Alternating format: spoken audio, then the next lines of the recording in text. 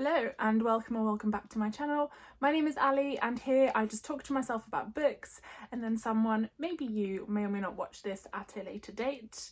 Today I will be going over my worst books of 2024 or even most disappointing books of 2024. So let's get started.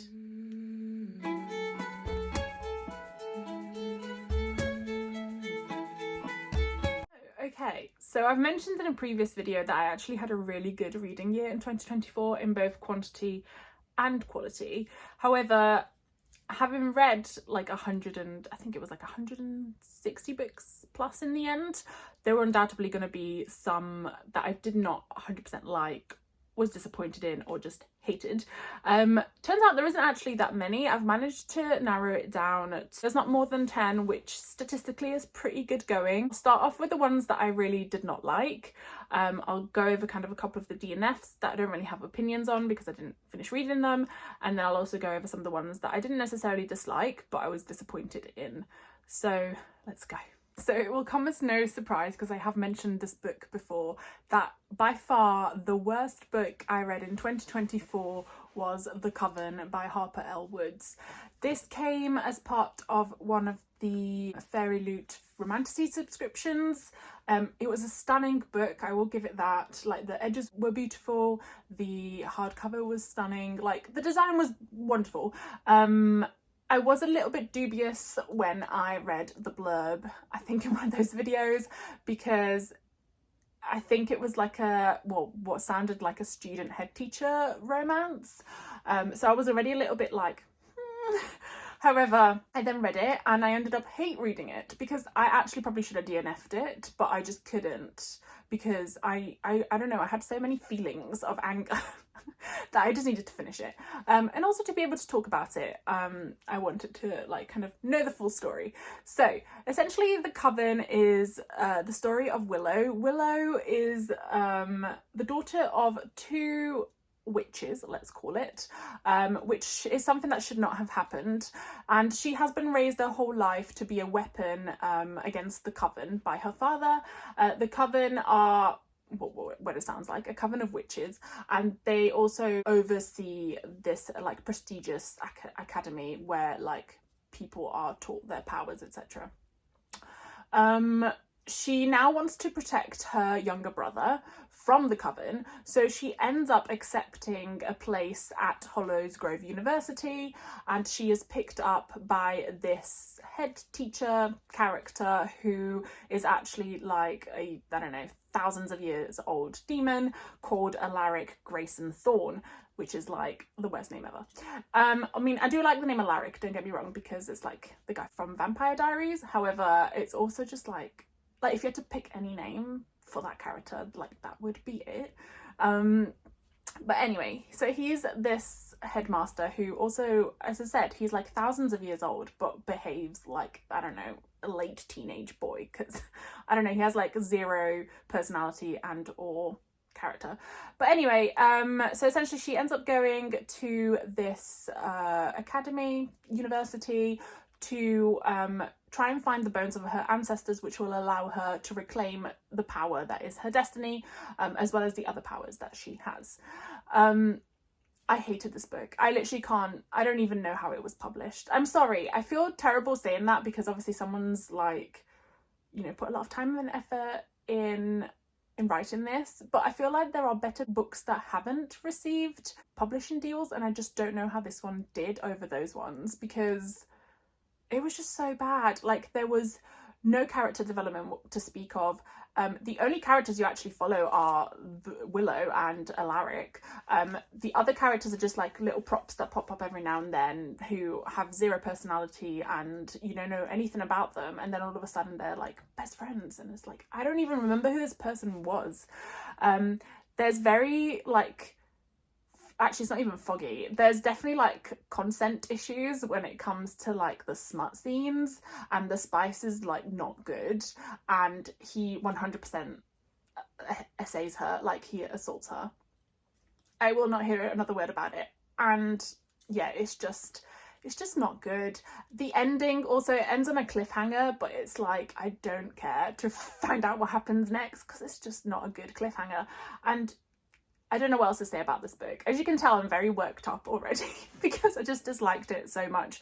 The premise itself sounded like really good, you know. I love a witchy fantasy. It had some romance in it. I thought it was going to be kind of a lot more like Supernatural, right? But like a romance version of Supernatural. It was going to be about demons and maybe fallen angels and witches and like family feuds and all these things and politics, but there was just none of that. It was literally just smut. It was smut, not great smut, and a zero like story, no plot whatsoever, which really annoys me, and that's what I've kind of disliked about quite a few of like the romantasy picks from Fairy Loot. I think you can do romantasy and you can do spice scenes without like having to give up the plot and not having a story. Like, it doesn't just have to be that. I think you can do both. I think you can definitely get books that have, you know, character development, that have a plot, that have a storyline that's actually interesting and things happen and there's like world building, and there are also spice scenes. Like, I don't know why romantasy has to be just the smut. Like, to me at that point it's just a smut book, right? It's not a romantasy. But anyway, so yeah, that is definitely my worst book of 2024. I will not be continuing the series. I think it's a duology or trilogy, but I don't care. And yeah, disappointed in that one for sure. The next book I didn't enjoy was False Value by Ben Aaronovitch. This is like the, I don't even know what number, like 10th maybe book in this series, Rivers of London, which I did initially really enjoy, but this one had just kind of lost the plot a little bit, and I don't think I'll be continuing the series. It's that case of like, it should have just ended by now, like, but books keep being churned out because it's been popular, and now it's got to the point where it's just like, please stop, just finish the series. But so the Rivers of London series is set in London. It follows Peter Grant, who is is he a sergeant or like an officer in the Metropolitan Police? He somehow becomes exposed to this case involving a ghost and ends up being recruited in like this secret branch of the Metropolitan Police, which deals with like supernatural and magical crimes. He is like the first wizard apprentice in like the last 70 years, and so there's a lot to learn, and also there's been a lot of crimes that have kind of gone unsolved because there was only one person dealing with them at this time. He ends up being involved in this particular case, which involves like 2 different cases that are somehow linked, and he's exposed to like this whole entire other world of London that he didn't know existed, because now he's able to kind of deal with magic and the supernatural. And the first like few books are so good. It's essentially like a grown-up version of Harry Potter with like a crime mystery element, and it was really fun. It was really interesting. I really liked kind of the banter with Peter and the other characters. Peter himself was like a really good character, and I was really looking forward to actually this being picked up and being made into a series, because it sounded just like really good, and I don't know that it ever will, but if it does, I will probably watch it, as long as it doesn't go beyond the books that I like. Sorry, I'm just a bit cold. I'm having a sip of tea. But yeah, so the first books in the first like chunk of books in the series were actually really good.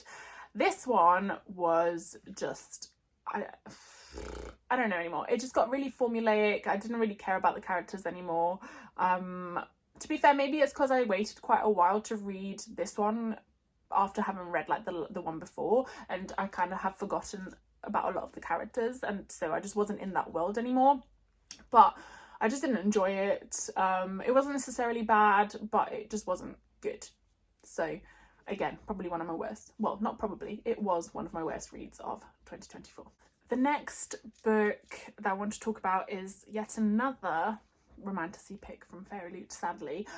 I will say I did not hate this to the level that I hated The Coven. I didn't really hate this at all. I just didn't think it was good or enjoy it too much. And that was The Wren and the Holly Library by K.A. Lind.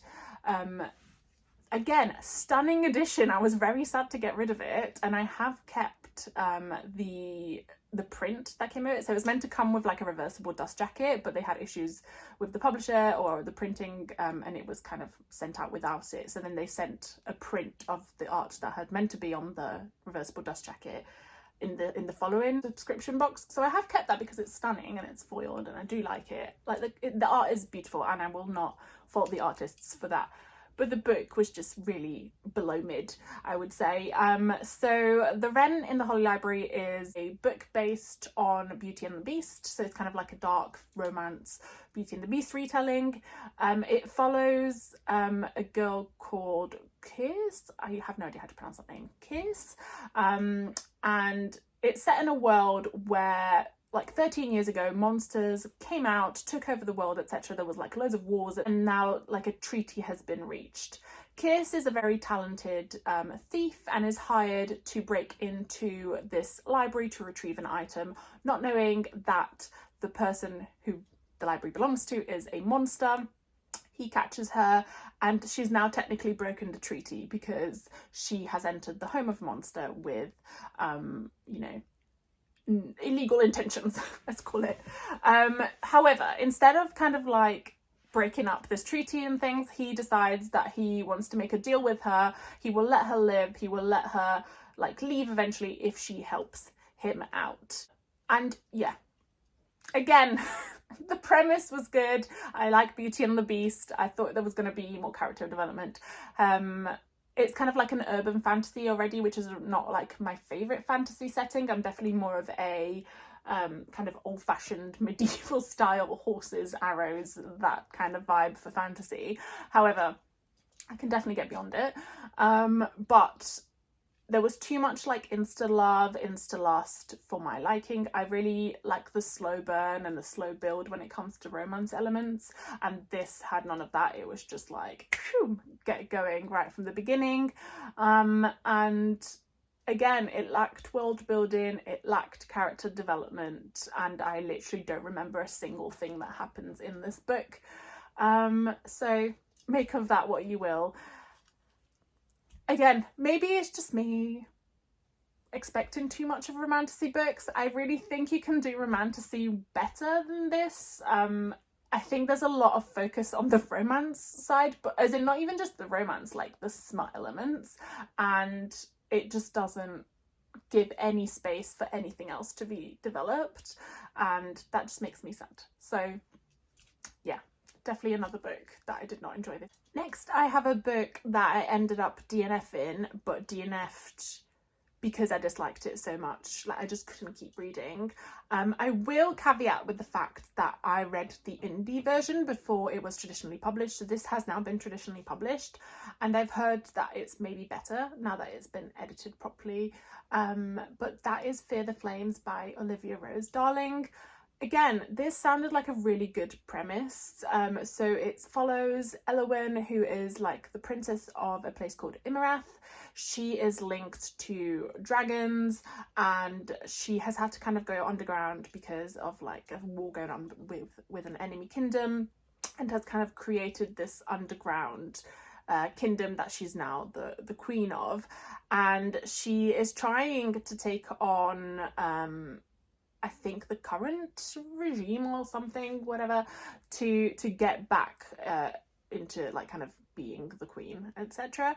And she ends up forging an alliance with sorry, because I've forgotten his name, with a guy called, so he's a commander of like the enemy kingdom called Caden Veles of Varaveth. There's some very weird names in this that I have no idea how to pronounce. It's definitely like that meme where it's like when you start reading a new fantasy book and it's just you know, loads of random nonsensical words. This is what this was. Yeah, so essentially we follow her story. She starts this allegiance with this guy. She meets like a group of kind of, I guess, bandits. I don't really know what they are. It's meant to be a found family, so it kind of had that element as well that I was looking forward to. And it also sounded a little bit like Yona of the Dawn, which is one of my favorite manga series. You know, she's linked to, she's kind of, there's a coup going on, she's had to go into hiding, she's got her best friend, she is linked to these dragons, etc. So I was like, okay, cool, it sounds really good. It sounds like I would enjoy it. I could not get past, like, I think I read up to about 60% of the book and I just gave up because it was just so badly written. And again, I will say that maybe the traditionally published version that has had more editing might be better. Like, a lot of the superfluous language, a lot of like the over descriptions and stuff may have gotten better, but I just found like a lot of the dialogue quite cheesy. I didn't really feel any of like the chemistry between the characters, and even like the found family element did not grapple me as much as like they usually do, because I didn't know enough about the characters to like feel anything for them. So yeah, again, I think I DNF'd this like towards like the start of 2024, and I hardly remember anything that really happened in it. Also, to say that I got to 60%, I was yet to see a dragon, so I felt like this was marketed a lot about like the dragons and stuff, maybe off of the back of like the popularity of Fourth Wing, but 60% in and there was no dragons as of yet. They were just like vaguely mentioned. We had yet to see a dragon. So not one I really enjoyed, ended up DNFing. Will I try and read the like traditionally published one? Maybe I'll try again. You know, it has got very good reviews. A lot of people seem to love it. And I just, maybe it wasn't the right time for me to read it, or maybe, as I said, the indie version just wasn't for me and how it was written. Maybe I'll give it another go. I don't know. Okay, next book I ended up DNFing, and I do still own this one, is The Last Hour Between Worlds by Melissa Caruso. This came as the November Illumicrate subscription pick. I was very excited about this. It sounded like a, you know, fun sapphic sci-fi Groundhog Day, but I ended up DNFing it because, again, I just couldn't gel with any of the characters, and it was kind of towards the end of the year, and I was like, I just want to read things that I enjoy now. Like, I don't want to keep trying to read and try and slog through this if I'm not liking it. So this follows two women who are kind of like rivals, let's call it, and it's set in a world where you essentially have your main world at the top, and then there's like echoes of the world that just get kind of a little bit more and more deranged. There's like monsters and stuff the further you go down, etc., and like weirder and weirder things happen. It's all set at a party, and you have your main character, who is, let me have a look because I can't remember her name, Kembrel Thorne, who has just become a new mother. So she's left her newborn at home for the first time. She goes to kind of this work party, and she is part of a group called the Hounds that sound a bit like a police type group, and her rival is there, who is a cat burglar, and she is called, one second because I've forgotten again, Rika Nonsuch. So they end up at this party and weird things start happening. So they basically, like, they get attacked, bad things happen, and then Kembrel ends up waking up again, but she wakes up in like an echo, and it's like a repeat of the situation. So it's literally like Groundhog Day, and you've got, I think, about like 7 levels, and it just keeps happening and happening and happening. I have mentioned this book before. Like, it wasn't necessarily bad. I didn't really care for the story. I didn't care for the characters. I really struggled to like engage with the main character, which then made the rest of the story just kind of hard to follow. So she barely had any kind of personality apart from the fact that she was a new mother. So I thought that was quite reductionist of her. Like, you can be a new mother and still have a personality and be yourself, but literally that was all that was like said about her. Like, I don't know anything about her other than that she's a new mother and she had a baby at home. Same thing with Rika. Like, she was really underdeveloped. I literally know nothing about Rika other than she's a cat burglar, and you know, there was something that had happened that made them fall out, and they thought they were friends but they weren't, kind of like frenemies.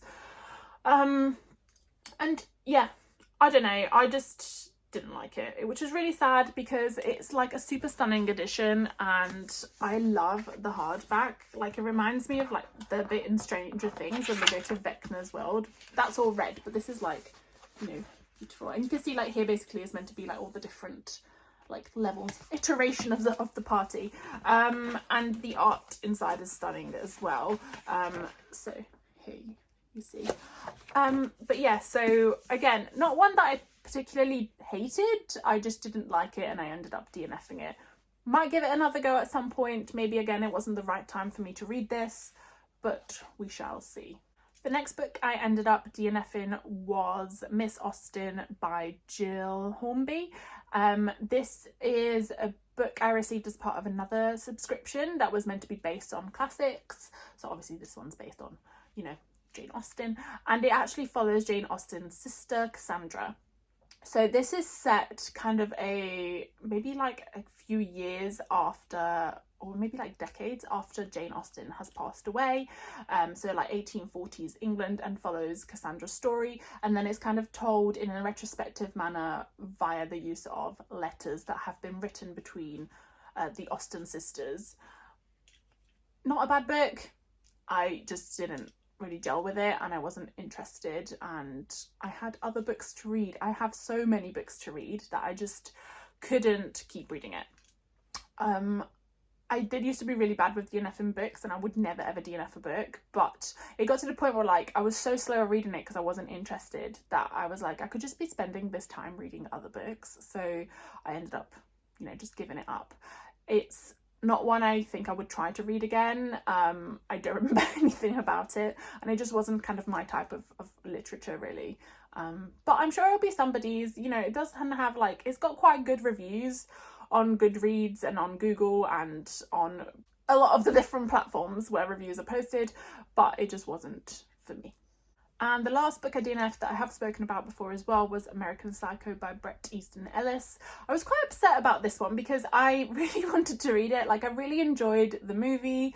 I had tried to read this like multiple times. So I think this was like the third or fourth time that I tried to read it since 2020. And I just couldn't get past like the first kind of few chapters. And again, nothing wrong with the book itself. It just wasn't for me. And I tried it at different times. So it wasn't even a situation where like it wasn't the right time to read it. I just never got into it. So American Psycho follows Patrick Bateman, who is a banker in Manhattan, New York, and he's, you know, very outwardly friendly, things like that. He's very popular, etc., but he leads a double life as a serial killer and is a psychopath. And it's meant to be kind of like a satirical like horror novel, and it's meant to be really good. And as I said, I really enjoyed the movie with oh my god, what's his name, the guy from Batman, Christian Bale, and I thought it was really good. But the book itself I just could not get into. So maybe it was just the style of writing, I don't know, but I just could never get into it to read it. And it is definitely like a modern classic, so I did want to like have it on my classics shelf, but I ended up just kind of giving it up. I do still have it over there, but I will be unhauling it. And now I want to go into kind of the books that I didn't necessarily hate or dislike, and they were not like the worst books I read, but they were the most disappointing books I read in 2024. So first we have Cursed Bread by Sophie Mackintosh. I read The Water Cure by Sophie Mackintosh and really loved it, so I was very much looking forward to this book, but it just did not land in the same way, and it was way too lyrical for me. I ended up just not enjoying it. So this is set in like 1950s France in a small village, and it follows two main couples. So one is like the baker and his wife, who are like locals to the village, and then there's like an ambassador and his wife who come from the outside, and they have like this weird kind of erotic relationship going on between the four of them, but also at the same time there are weird things happening around the town and the village, and it's almost like everyone's starting to be gripped by hysteria. Things start happening that are odd, so like animals and livestock stop dying in the fields, children start becoming like really unruly and wild, and as I said, like people just start becoming really jealous and hysterical and stuff. And yeah, I think it ends up being due to the bread. I can't remember, but I mean that would make sense if that was it because of the title. But yeah, as I said, it's quite a short book, and I have kept it, to be fair, because I didn't hate it. I just didn't like it as much as The Water Cure, so I found it quite disappointing. And I don't really remember anything that happened. Like, I think it was so overly lyrical that there was like very little character development, and I don't necessarily really enjoy books like that, like ones that are kind of more like poetry in how they're written but have very little like story or plot. There's nothing wrong with a book that doesn't have plot, as long as like the characters are developed and stuff. So for example, if we talk about the My Brilliant Friend series, that doesn't necessarily have like a lot of action or plot or things like that. You're literally following someone's life over time. you know, kind of like mundane daily occurrences and stuff, and I still found that really good and interesting. But this one, nothing really happens. It wasn't for me. Again, I can appreciate that the writing was very good, and if you like that sort of writing, I'm sure it'd be really like a good book that people would enjoy, but it just wasn't one that I particularly liked. And really similar reasons for why I didn't enjoy this book as The Cursed Bread. I mean, I say I didn't enjoy it. I didn't enjoy it as much as I thought I would, and as much as like everyone else seems to be enjoying it. And that is Orbital by Samantha Harvey. This has recently won like the Booker Prize, I think, for in 2024 for literature. So I had quite high hopes, and also it sounded like really interesting. I didn't realise how short it was, which should have been kind of the first warning sign for me. I thought it was going to be a little bit like Interstellar, but it wasn't. So Orbital follows the like these 4 astronauts in space. Is it 4? No, it might be more. Anyway, it follows a team of astronauts that are kind of stationed in space. They're collecting meteorological data about like meteorological events, and it just kind of follows them in little snippets about like their history and stuff, why they're there, how they're finding the situation in the space station. Again, it's very, very lyrical, almost like more poetic than narrative, and because it's so short, there's no really world building, no character development, etc. Not kind of the type of story that I enjoy. I like a lot of world building, I like a lot of plot and development, etc. when it comes to kind of these sorts of books. So again, not a bad book. The writing's really good, but definitely disappointing, especially seeing as though it won the Booker Prize. I was expecting a lot more, and it just didn't deliver for me. It wasn't one that I would recommend to people. Yeah, I don't really know what else to say. It was just really mid, and I don't know how it won the Booker Prize, to be honest. It wasn't bad, it just wasn't amazing. And the last one, which I have mentioned before as well, and also I'm seeing on a lot of people's worst books of 2024 videos as kind of one of the most disappointing books, and at times a generally bad book, is House of Flame and Shadow by Sarah J Maas. Now, I love Sarah J Maas books. I don't care that if that's basic, I just really enjoy them. I love Throne of Glass, that's one of my favourite series. I really enjoy ACOTAR, and I've enjoyed Crescent City. The first book especially was quite good. I really enjoyed it. It was completely different kind of pacing and also like setting from ACOTAR and Throne of Glass. So it's an urban fantasy. It's got a lot more action right at the beginning, whereas like the other two are kind of a bit more like slow build up. And again, it was really interesting. However, this book was a huge disappointment, especially given how House of Sky and Breath finishes. So there was a massive cliffhanger, a massive kind of like big plot twist, and then it was just not delivered in the way that I had been anticipating. So this one did kind of border a little bit on being like not a great book. I still liked it, and I still wouldn't say it's necessarily a bad book for me, but it was very, very, very disappointing. So the Crescent City series is Sarah J Maas's newest series. It's currently got 3 books out. However, I think there's going to be 4 because that's how many houses there are in this world. And the first one is House of Earth and Blood. So the story of Crescent City follows Bryce Quinlan, who is a half human, half fae, who works really hard in the day, parties just as hard at night. And as I said, it's kind of in a urban fantasy setting, so there's modern technology, etc., things like that. Now, this kicks off massively right at the beginning, because within a couple of chapters, Bryce ends up finding out that her best friend and also like closest friends have been murdered by a demon. She ends up hunting down this demon, etc. And because she's had a personal connection, she ends up being asked to take part in the investigation.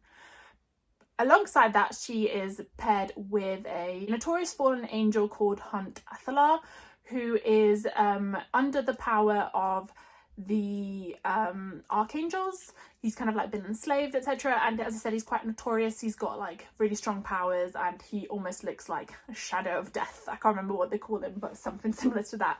So at first they don't really get on. They kind of clash in personality, etc.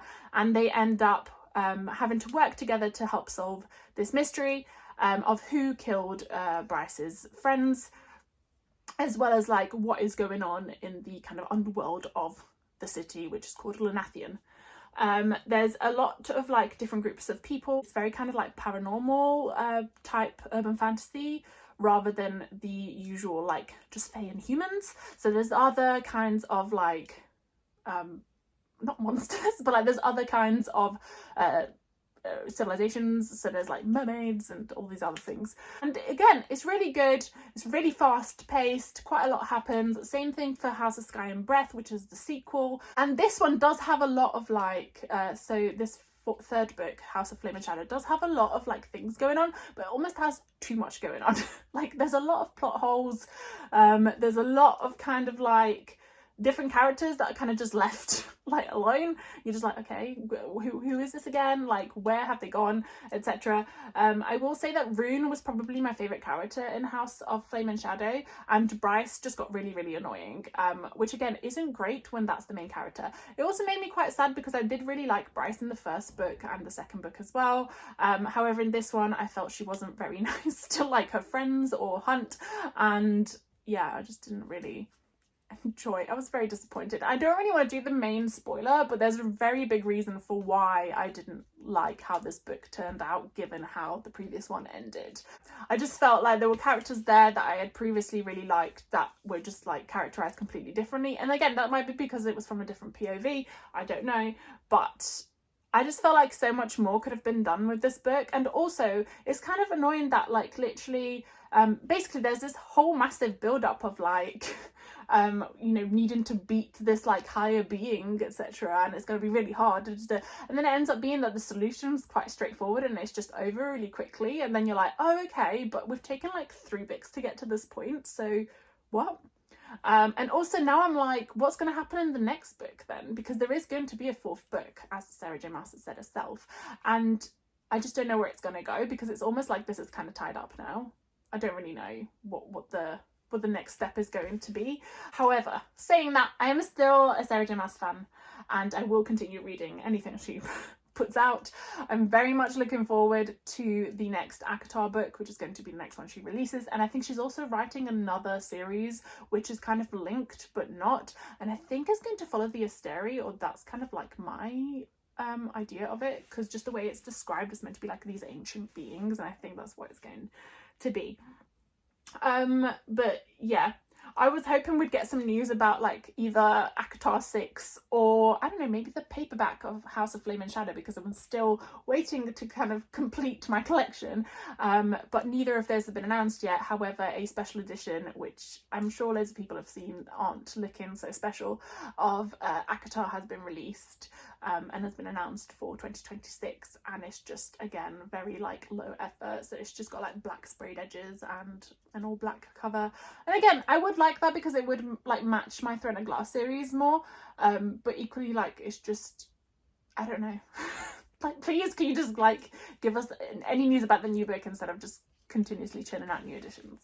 But anyway, yeah, so as I said, overall a pretty good reading year. I did have a couple of blips and a couple of disappointments, but nonetheless I would say 2024 was definitely one of my more successful reading years, and I'm very much looking forward to having an even better one this year, and I will probably be a bit less a bit less guided by BookTok, and I will try and just like really make sure I want to read something and that is something that I would like, and read reviews, etc. of it before I buy it, rather than just kind of get swept up in the hype of various books because they keep being on Reels or on BookToks. But yes, thank you so much for your time. Let me know what your worst reads of 2024 were down below if you want to. And yeah, if you liked the video, pop a like, and if you want to see more, do subscribe to this channel. Thank you. See you soon.